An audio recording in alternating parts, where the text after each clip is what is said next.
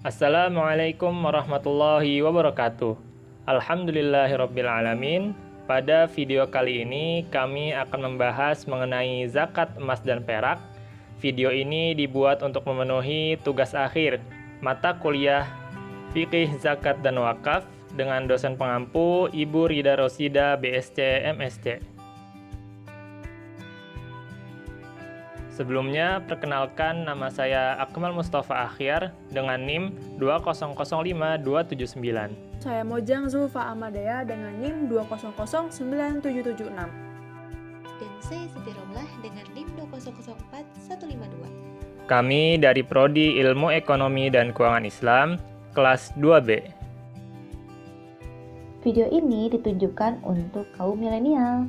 Tapi gak harus milenial aja kok yang boleh nonton.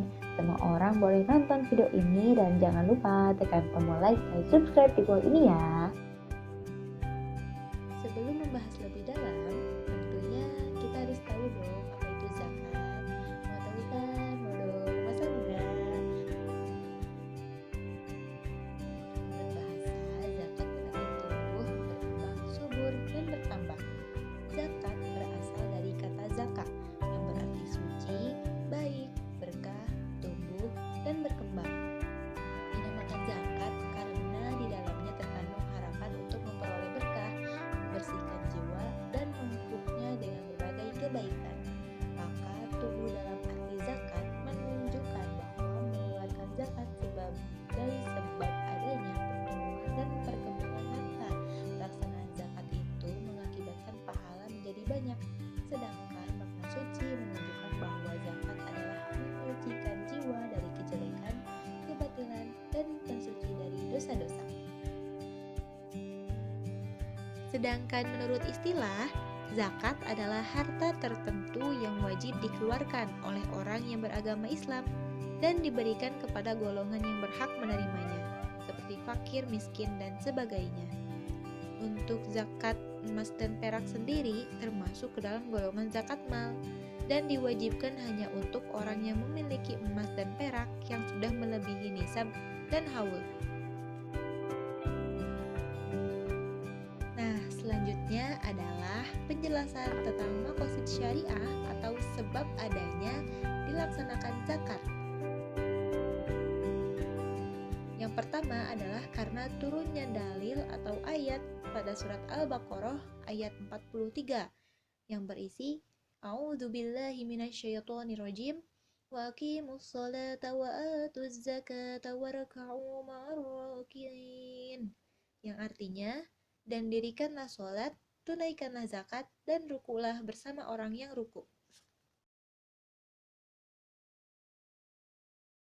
Lalu, sebab diwajibkannya emas dan perak harus dizakatkan karena adanya dalil pada surat At-Taubah ayat 34 yang berisi A'udzubillahi minasyaitonirrajim. Ya ayyuhalladzina amanu inna katsiran minal ahbari war-ruhbani la ya'kuluna amwalan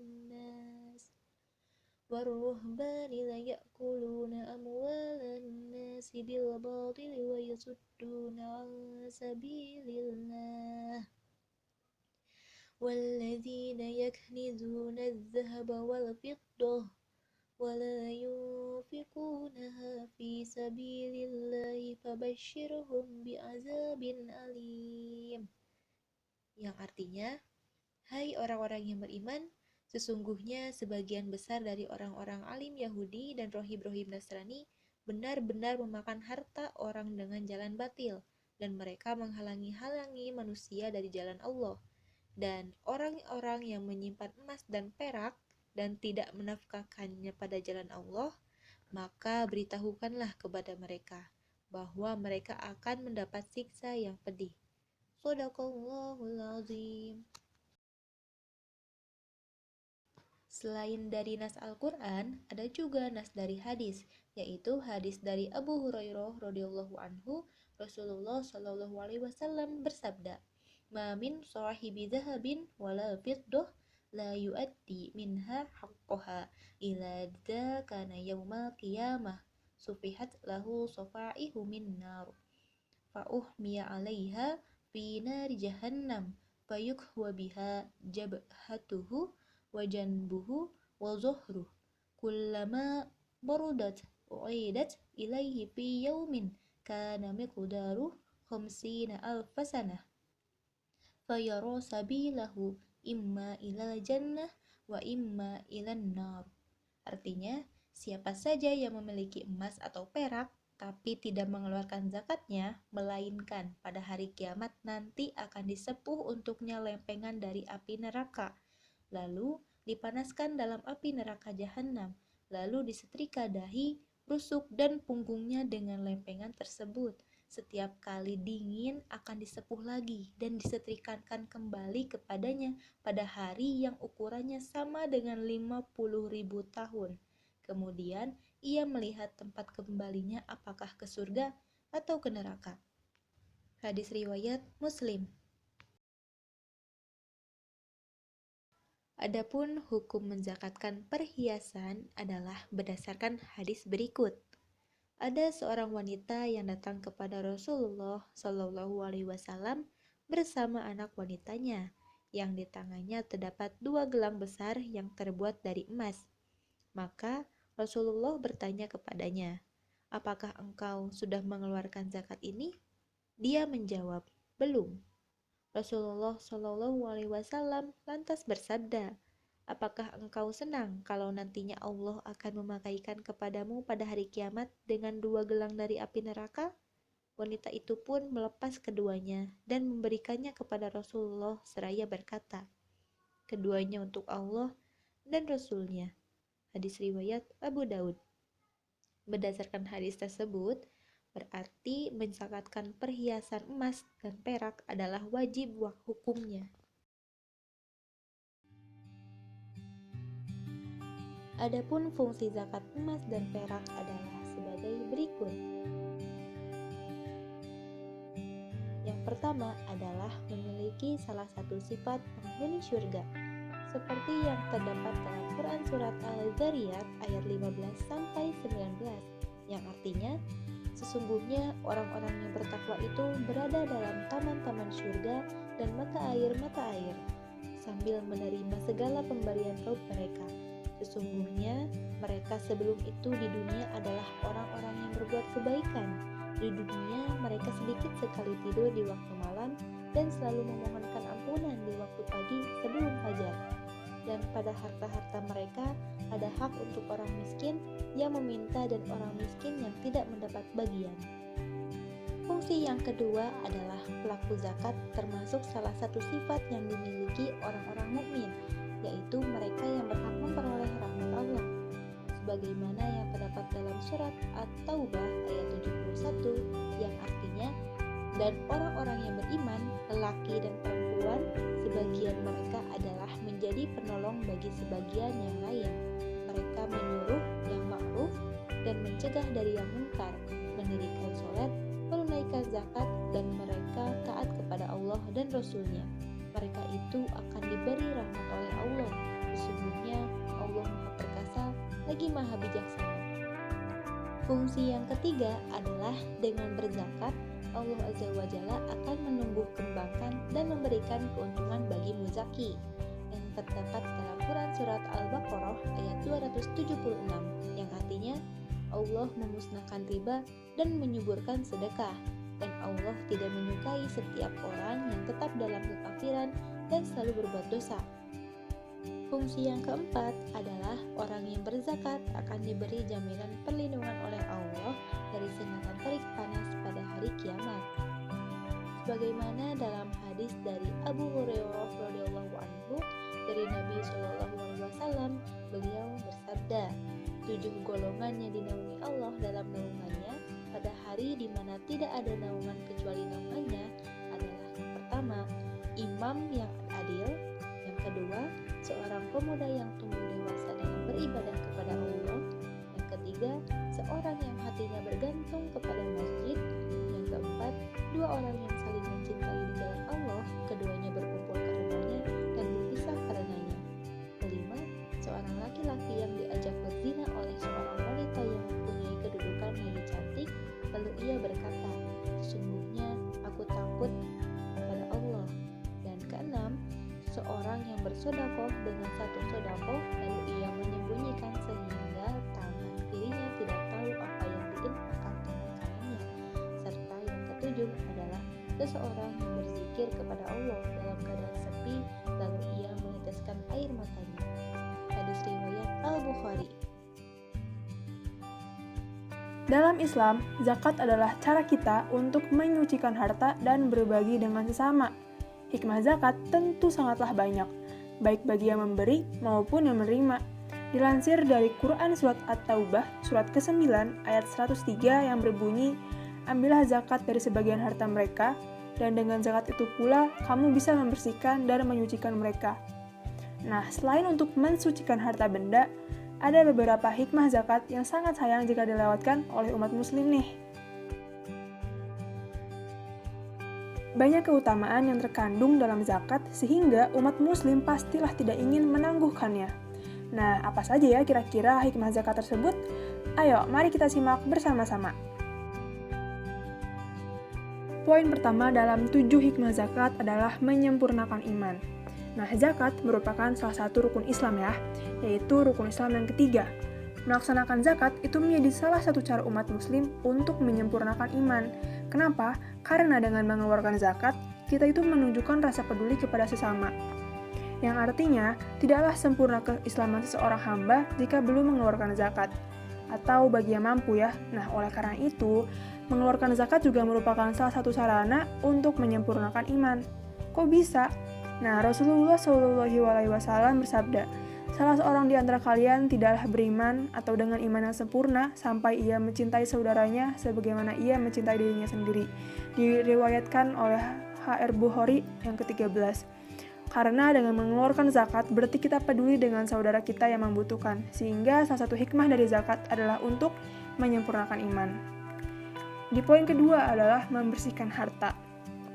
Salah satu hikmah zakat yang Allah abadikan dalam Al-Quran adalah untuk membersihkan harta. Karena dalam harta benda yang kita miliki terdapat hak fakir miskin atau saudara yang membutuhkan.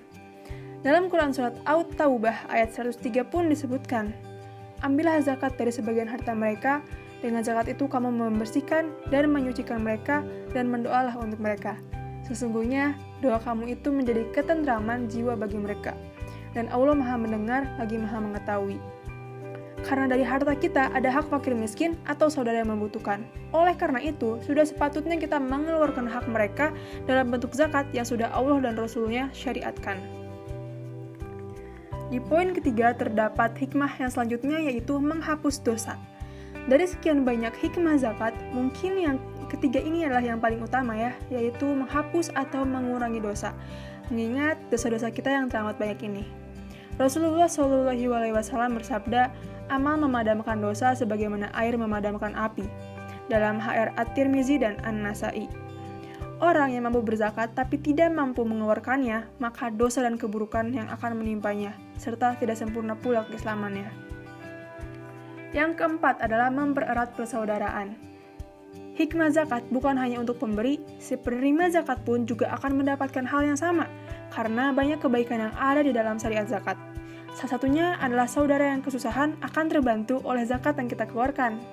Sehingga kesenjangan sosial pun bisa teratasi, dan rasa persaudaraan yang tinggi pun akan tercipta dengan dirinya sendiri, karena kita tidak egois dan rendah hati terhadap apa yang kita miliki.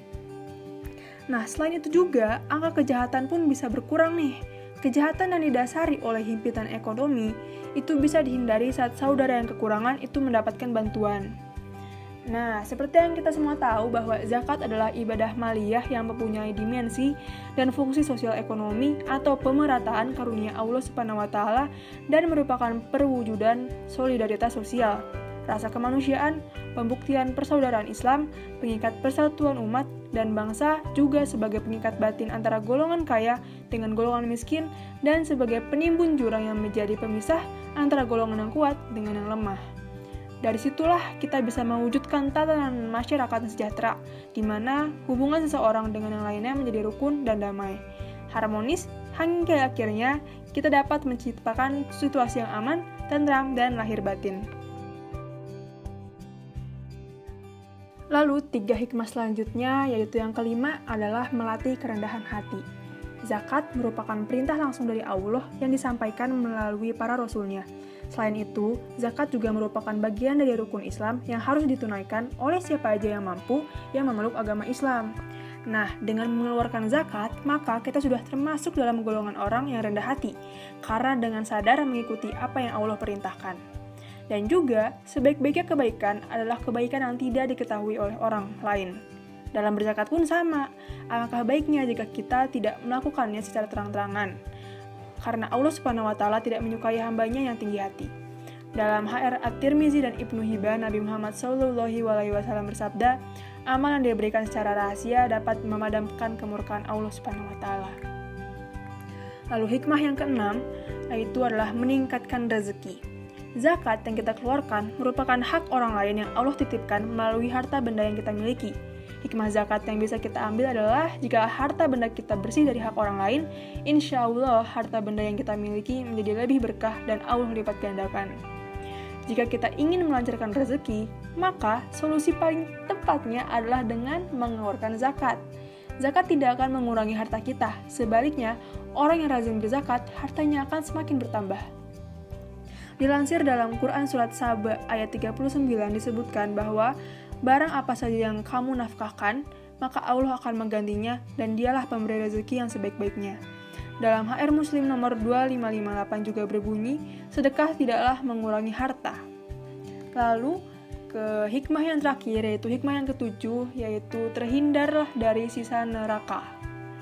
Hikmah zakat selanjutnya adalah menjauhkan diri dari siksa neraka atau dari api neraka. Hal tersebut tercantum dengan sangat jelas dalam Quran Surat At-Taubah ayat 34 sampai dengan ayat 35 bahwa orang-orang yang menyimpan emas dan perak dan tidak menafkahkannya pada jalan Allah, maka beritahukanlah kepada mereka bahwa mereka akan mendapat siksa yang pedih.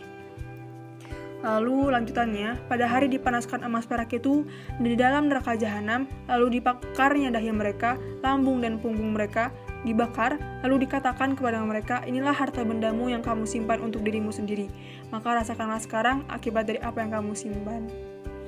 Karena pada hakikatnya, zakat itu dapat menyucikan diri dari dosa, memurnikan jiwa atau tazkiyatun nafs, menumbuhkan akhlak mulia, murah hati, peka terhadap rasa kemanusiaan, dan mengikis sifat bakil atau kikir serta serakah. Dengan begitu, suasana ketenangan batin karena terbebas dari tuntutan Allah SWT dan kewajiban kemasyarakatan akan selalu melingkupi hati. Nah, sekarang kita udah tahu ya kebaikan-kebaikan yang terkandung dalam harta yang kita keluarkan bagi sesama. Hikmah zakat tentu sangatlah besar dan sangatlah banyak. Karenanya, yuk kita segerakan berzakat. Berikut ini juga ada hikmah kewajiban dari zakat yang sudah dispesifikasi menjadi hikmah dari zakat emas dan perak.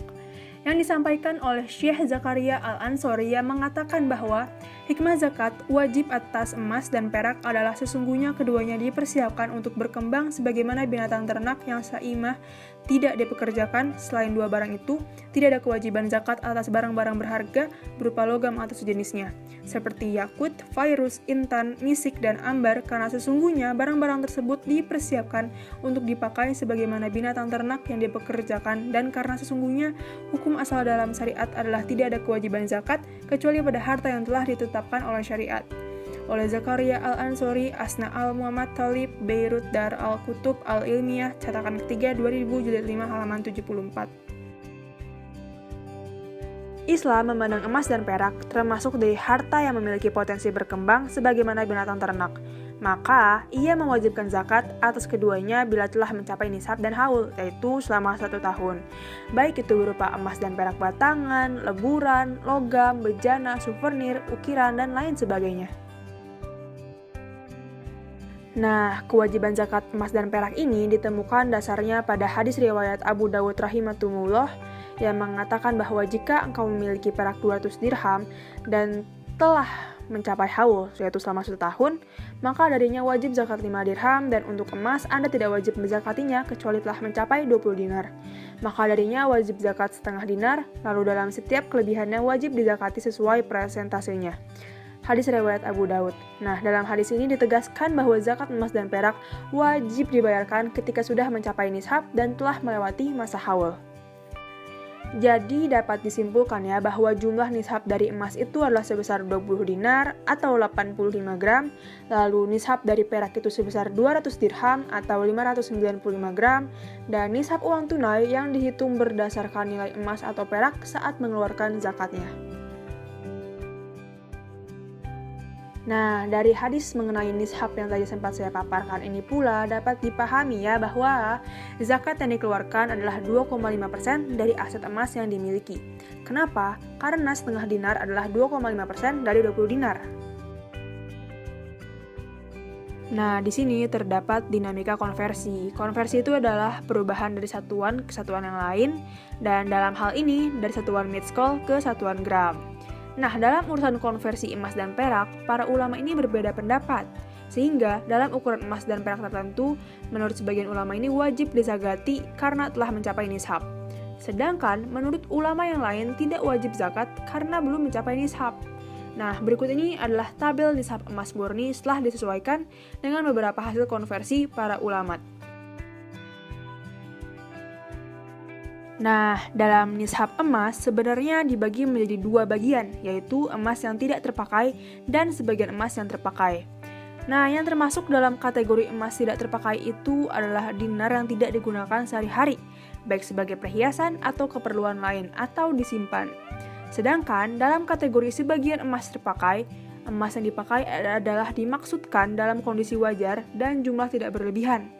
Atas bagian yang terpakai tersebut, tidak diwajibkan membayar zakat.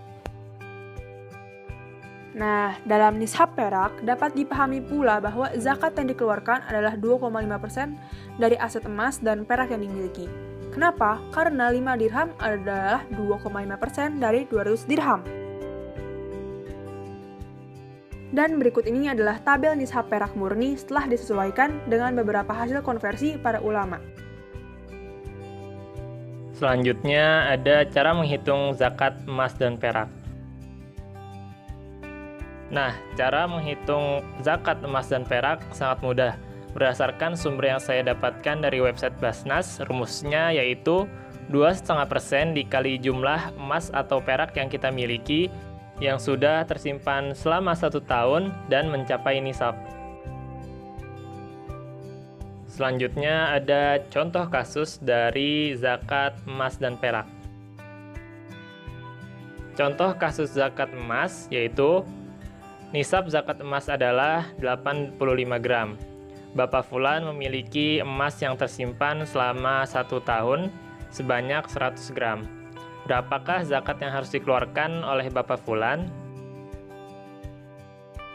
Nah, untuk menghitung zakat emas bisa digunakan dua cara, yaitu dengan mengeluarkannya langsung dengan emas yang kita miliki atau dikonversikan dengan uang terlebih dahulu. Cara yang pertama yaitu menunaikannya langsung dengan emas yang dimiliki. Karena nisab zakat emas adalah 85 gram dan Pak Fulan memiliki emas yang tersimpan selama 1 tahun sebanyak 100 gram, yang artinya sudah melebihi nisab dan mencapai haul. Jika ingin menunaikannya zakat emas langsung dengan emas yang dimiliki, maka zakat yang harus dikeluarkan adalah 2,5% dikali 100 gram, yaitu sama dengan 2,5 gram. Jadi zakat yang harus dikeluarkan Pak Fulan adalah sebanyak 2,5 gram emas. Cara yang kedua, jika ingin menunaikan zakat emas dengan uang, maka emas tersebut perlu dikonversikan dulu nilainya dengan harga emas saat hendak ingin menunaikan zakat. Misalnya harga emas adalah Rp500.000 per gram, maka 85 gram atau nisab dari emasnya itu dikali dengan 500.000, yaitu totalnya jadi Rp42.500.000, yang artinya nisab zakat emas adalah senilai Rp42.500.000.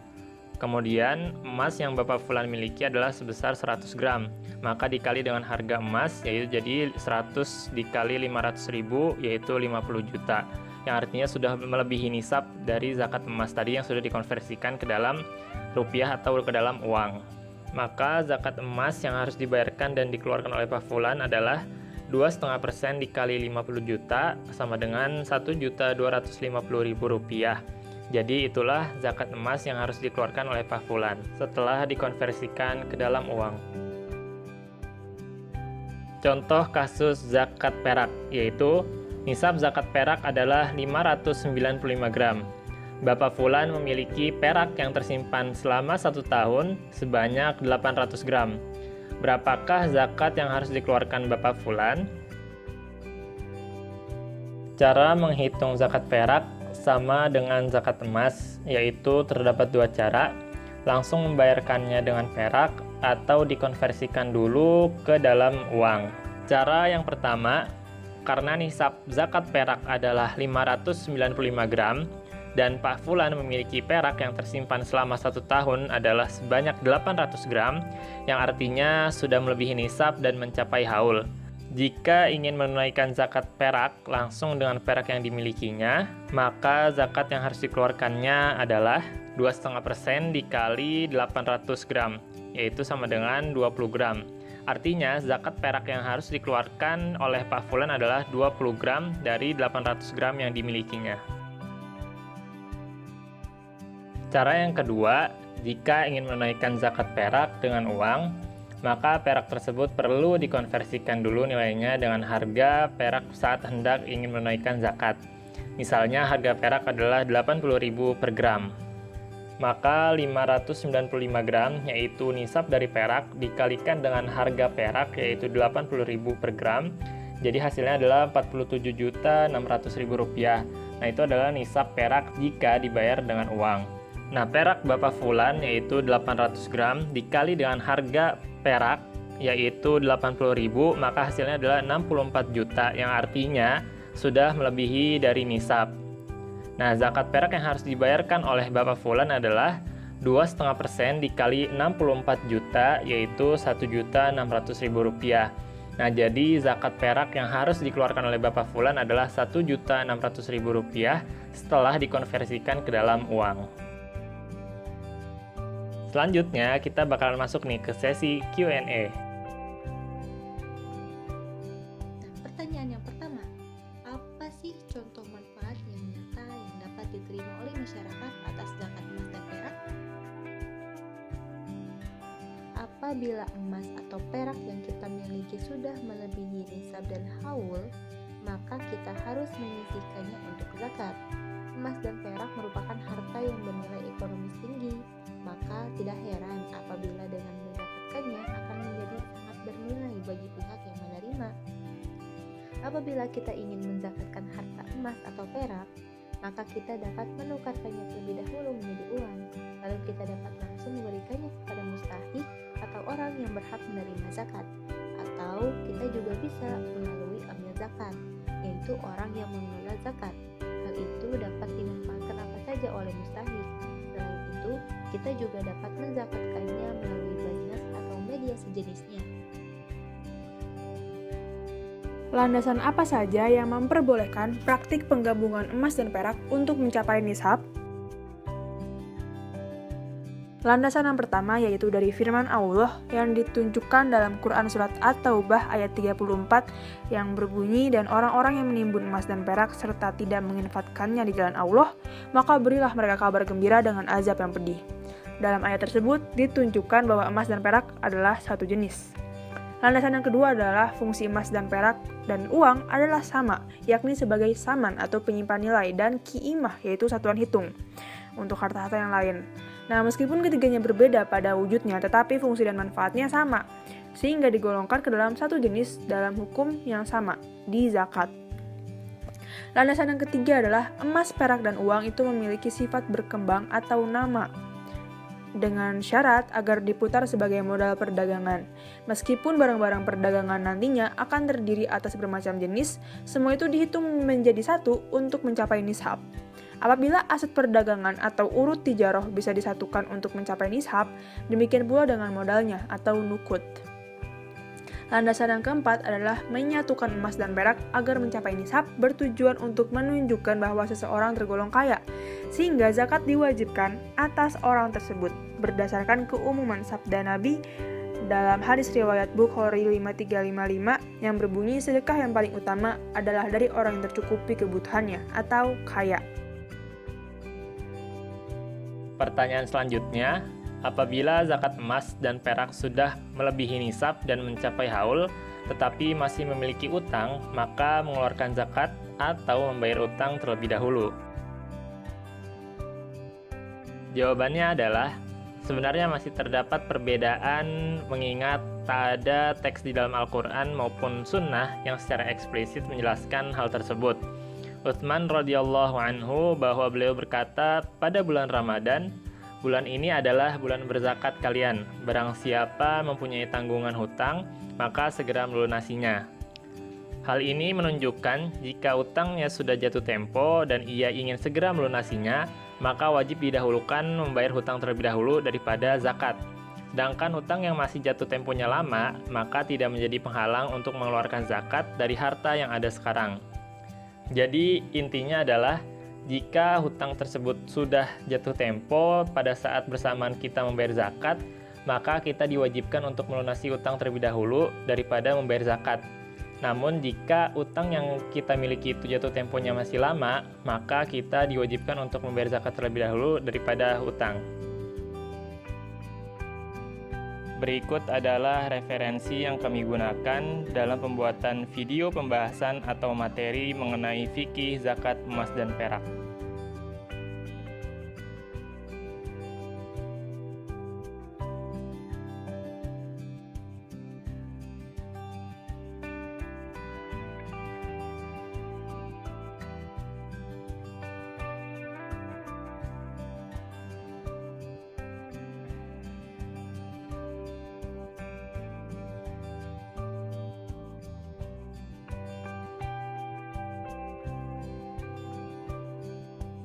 Sekian pembahasan kami mengenai fikih zakat emas dan perak. Kurang lebihnya mohon maaf. Wassalamualaikum warahmatullahi wabarakatuh.